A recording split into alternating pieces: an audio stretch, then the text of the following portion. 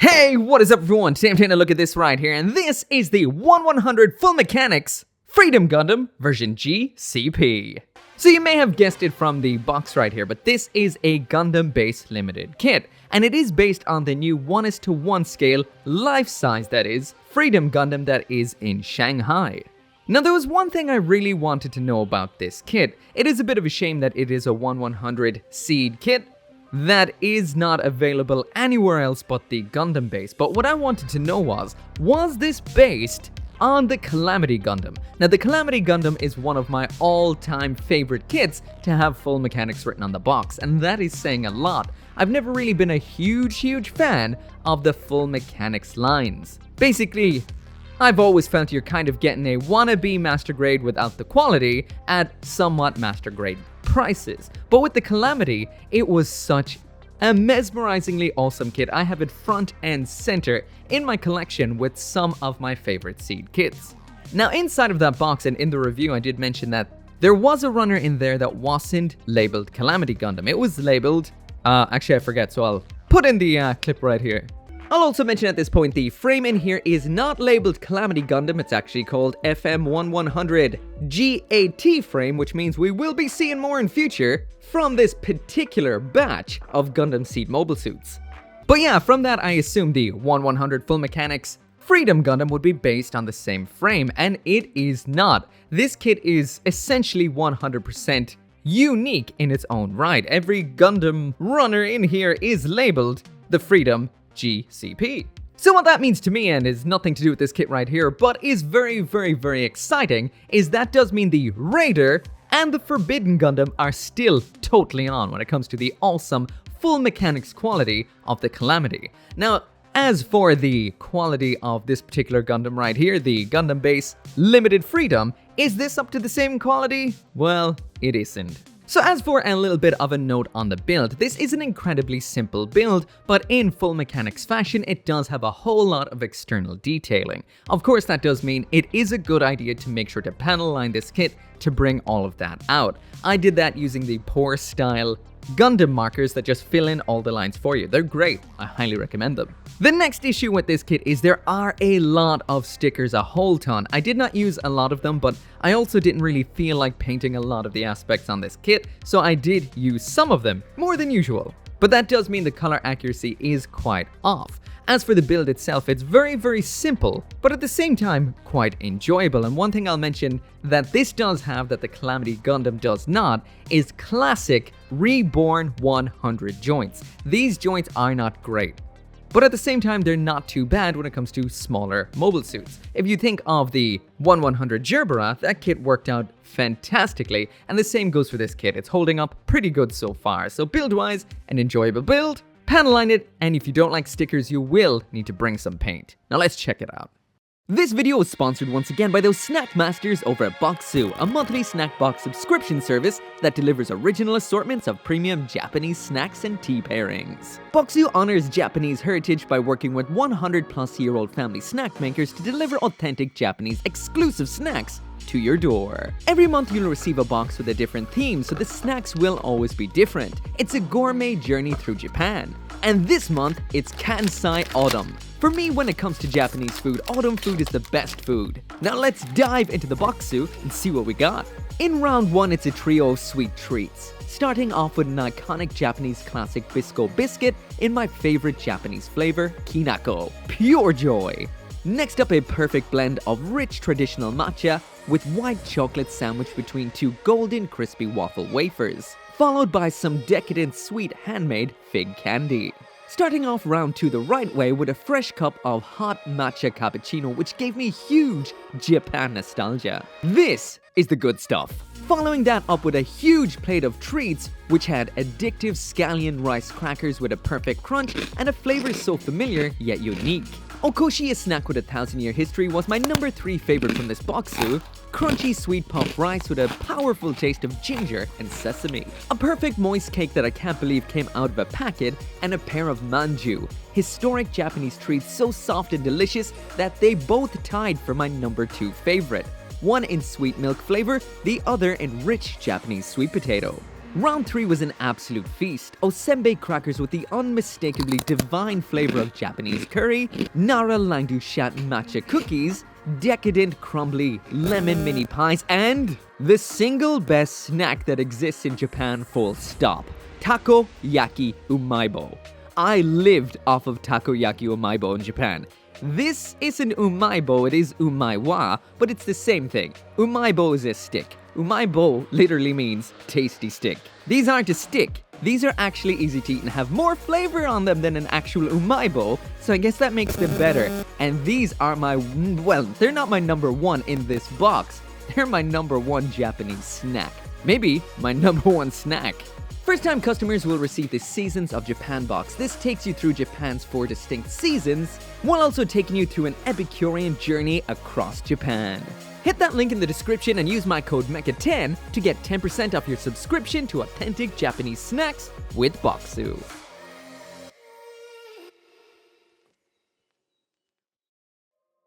So jumping right on into the overview of absolutely everything that comes in the box, and with the 1/100 Full Mechanics Freedom, we also get a display stand and a set of wing attachments to replicate the Shanghai statue. As for the weapons, we've got a beam rifle, shield, and 2 beam sabers, the usual Gundam loadout. And as well as that, we've got a pair of holding hands, the widespread open hands that are attached onto the Freedom right now. And finally, we do have a base adapter. But anyway, before we take a look at all of those accessories as usual, first up is the aesthetics. So jumping now into the full 360-degree spin so you can take in every bit of detail on this kit, and that is something I will definitely say goes in this kit's favor. The surface detail is absolutely spectacular. Of course, this is based on the 1:1 scale statue, so that does mean there is a lot more detail than you'd usually see on the surface of something like the Freedom.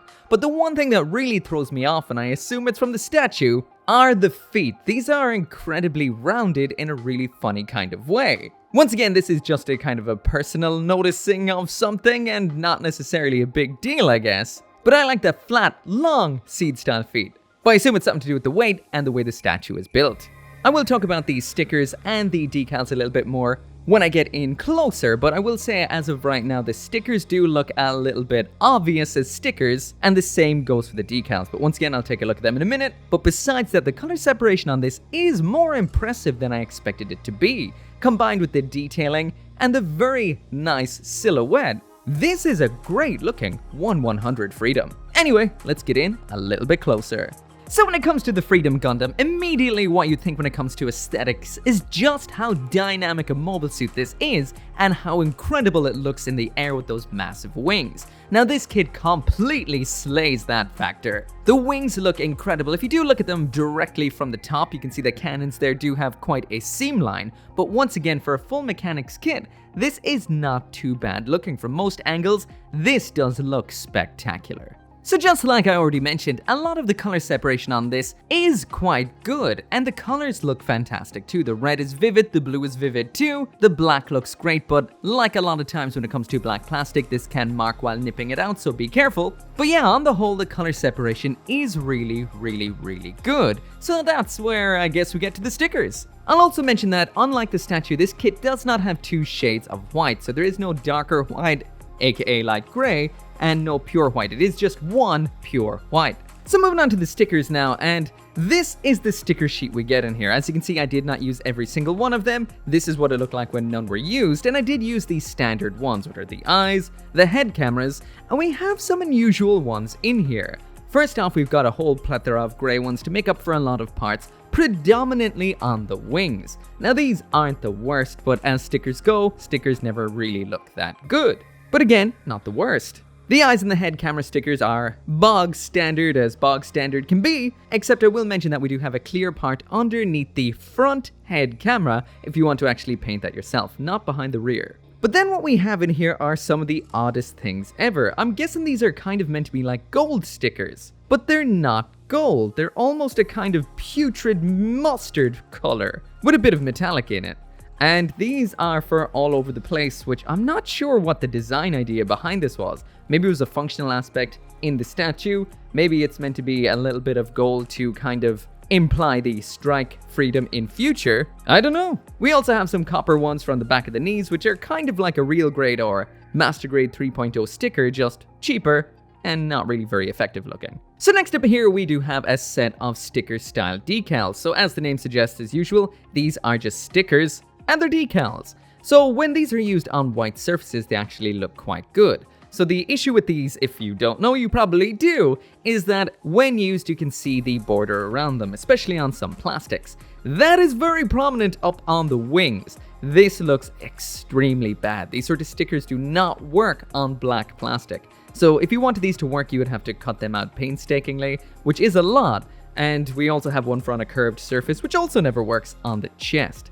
I say stick to using these on the whites and the blues, but besides that you might want to give them a miss, which is a disappointment because they're cool designs. So now onto some size comparisons, and there's the full mechanics beside the awesome Freedom Gundam 2.0, which is ridiculously dramatic looking in comparison, beside the absolutely fantastic full mechanics Calamity Gundam. Even though they're both full mechanics in name, this is vastly superior in every way to this right here. This is classic 1100 full mechanics, whereas this is a more neo 1100 full mechanics.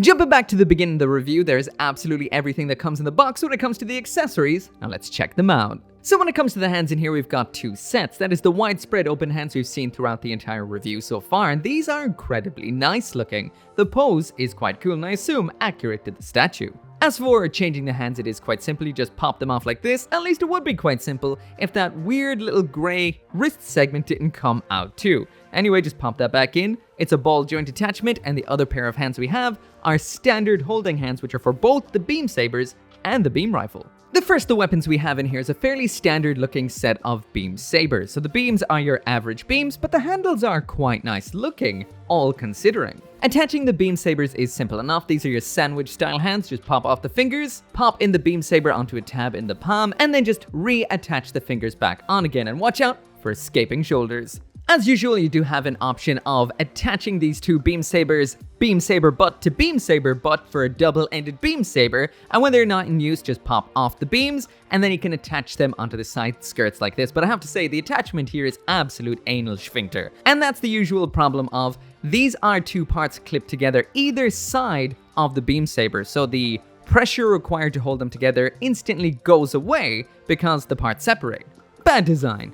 Next up in here we have the beam rifle, and this is quite nicely color separated for a full mechanics kit. We've got the blue, the white, the grey, as well as a clear piece in the sights. That is very nice. However, we do have a massive tab sticking out the side for storage. I guess this is usual for something like a full mechanics kit, but it is quite, well, distracting. Attaching this into the hand is exactly the same as the beam sabers, using the exact same hand, and at this point I started to realize some integrity issues with the model kit. Nothing major, but a little bit irksome. We do have a storage option for the beam rifle. When it's not in use, just detach it like so, flip around to the back, and we have a slot on the butt flap in which the beam rifle can attach quite securely, just like what you're seeing right here. So the last of the accessories in here is the shield. Now this is quite nice, once again in matching colors to the mobile suit, that is black, red, and white.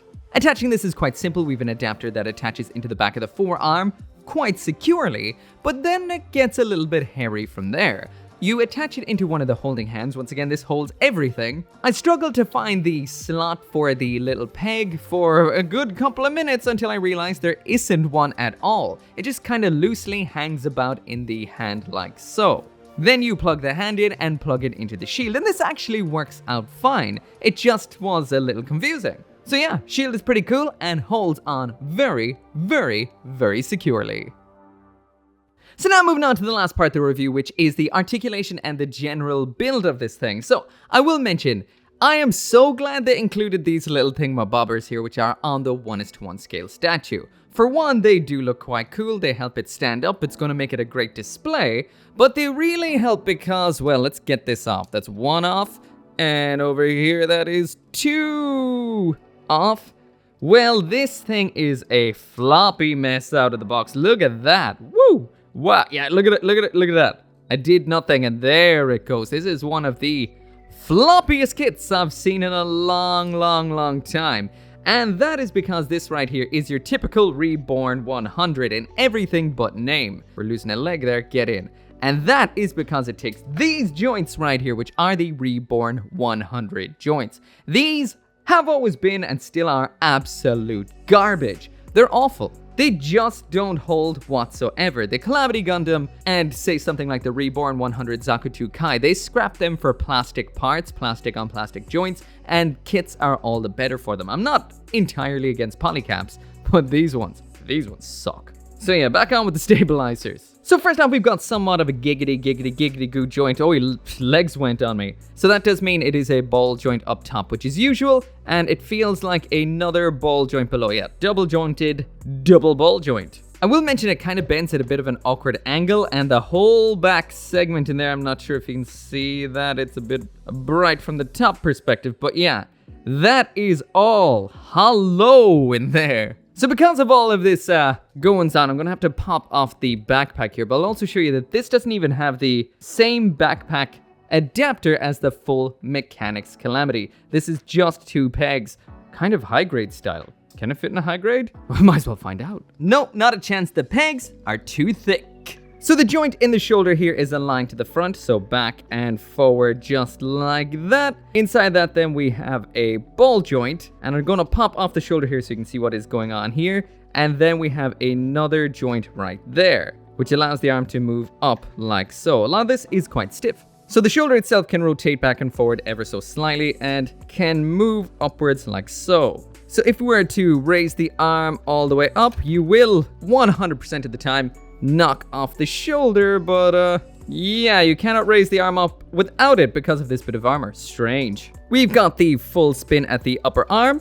This little thruster in here can move downwards like so. There is the bend at the elbow, so pretty good. And the wrist right here is your standard ball jointed wrist. Actually, there's a little bit of flexion in that gray section when it isn't falling off, so that is kind of cool. So the torso on Freedom right here is absolutely and utterly paralyzed. This does not do anything. No ab crunch, no side to side, which is usually a good thing because if a kit like this has wings, it means that it won't flop backwards, but this does flop backwards. Also, I find this pops off all the time. It is just such a loose, weird joint. Down at the skirtings now, and this is a ball joint. It can move all the way up to there, all the way down like so. The rail guns on the side can swing forward and back like this, up and down on a little bit of a hinge. And of course, these can all fold out just like so up to the front, just like so out to the back. And we do have a pop out handle. Spooky! Do you mind? Right here on the side. Next up, we have a premium butt flap back here, which has some down and up like so, and side to side, actually all the way around. What a spinning butt flap.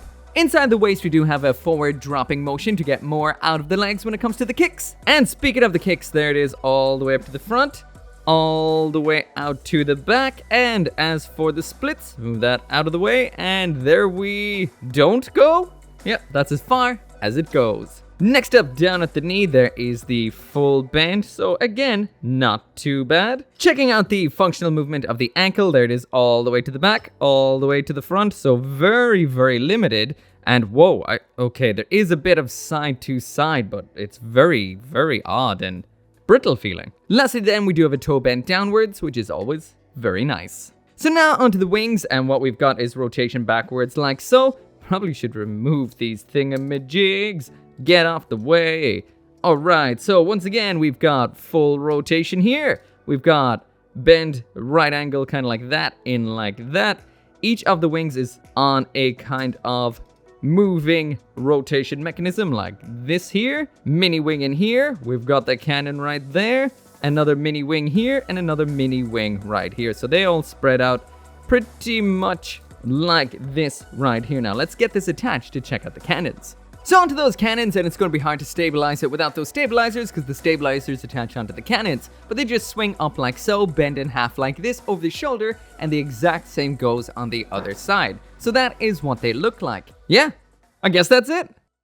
So anyway, that right there is it for the review, and I know I said a lot of things about this that may sound a little bit on the negative side, but on the whole, I love this kit. It is really nice, especially when it comes to being a display piece. The whole point of these kits usually is you go to the Gundam base, see the statue, then get the kit as a memento. That is always the best aspect. And as a display memento, this is a stellar kit. When it comes to a lot of the functional aspects like the articulation, the general build strength and all of that, it is a little bit weak as you would expect from the Reborn 100 infrastructure, which is those really kind of bad polycaps. But again, just disassemble this, take off the limbs, the legs, just into the main units and top coat the entire thing, or just paint the connection pegs, and this will be perfect. It's just some looseness, it's easy to tighten up, so not a big deal. The stickers are not really all that required. If you didn't use the gray stickers on the wings, it would still look like the Freedom.